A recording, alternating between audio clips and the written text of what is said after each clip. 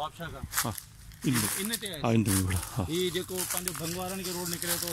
ऊपर ते थियो अगते थी ई मेन सकन सराड़ी है हां सकरन सराड़ी इहो इन ते हां ये तो अच्छा ता छा दिखण चा सही सर वन ता के दिखारियो डिटोल जो हां जो ता के बा ये तेरा जखा चक्कियों वर्तियों है ना सर हां उन सा के टोटल सिद्धि करे नहीं आई अच्छा और ये इत्तेफाक अची वई है बस ये इत्तेफाक थी वो मिक्सिंग थी गई है अच्छा सही ये बात बेई सब आए ना रोटियां हां हां ये रीबन हां यो नालो वरी बाजा छा नालो रिटोल हां अनवर रिटोल नालो अनवर रिटोल वही किथा जिंस आया ये को खबर ना अच्छा सरदारी वट मुझे ख्याल में को 40 एकड़ शायद एरो को फार्म आए रिटोल जो जको अच्छा सरदारी साहब हां हुंदो सही अच्छा ही हिंदी छा खासियत ॿुधायो त सिंधड़ी खां ही महांगो आहे टेस्ट में सुठो आहे बीण ते बेहतरीन टेस्ट आहे अच्छा पर पंहिंजे खाइण लाइ सर सही आहे न पोइ मार्केट न थी इन छा मतिलबु थियो मार्केट आहे न सर न तव्हां चओ मार्केट जेकॾहिं 500 जी पेती आहे त ही 1000 में पेती मिले थी प्रोडक्शन आउटपुट घटा है आउटपुट घटा एक्सपोर्ट कोन्हे हां हां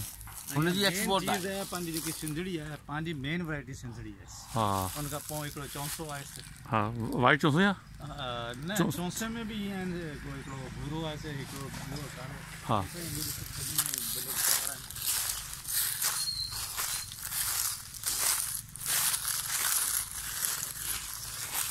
ये हो मेरे ख्याल से करी है ही मतलब एडवांस वैरायटी है वो लेट हुई जगह पाण ही दिसिया तो ना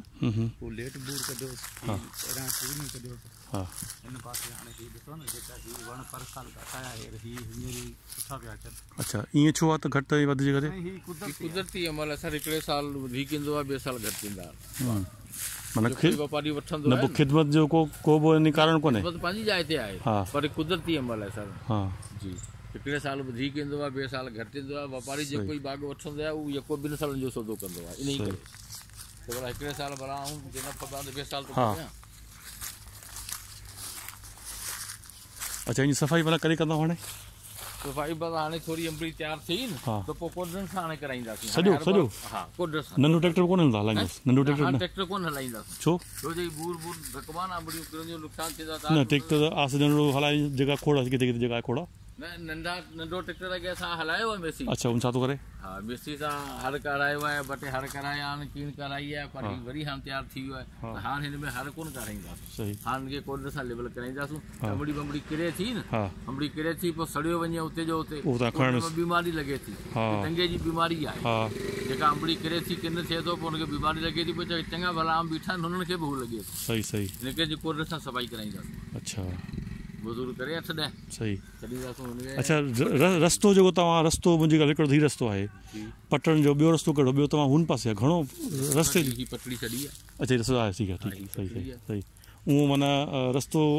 चेन एकड़ विच में एकड़ो डिश जे सही है ही रस्तो है होना होता रस्तो अचे तो जा पाणो वसंदी है नलको लोगो हां उधर की पटड़ी सीधी अचे चलो सही है छा दिखा देता हां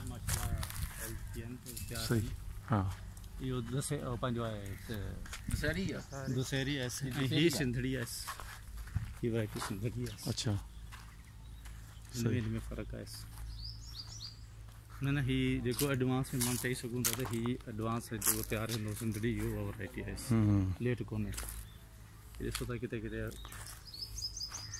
सही